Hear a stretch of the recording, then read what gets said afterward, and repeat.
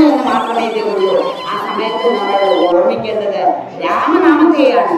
രാമനാമ Rama Rama Krishna Krishna Narayana Subrahmanya Swami Shriram Jaya Ram Jaya Jaya Ram Shriram Jaya Ram Jaya Jaya Ram Shriram Jaya Ram Jaya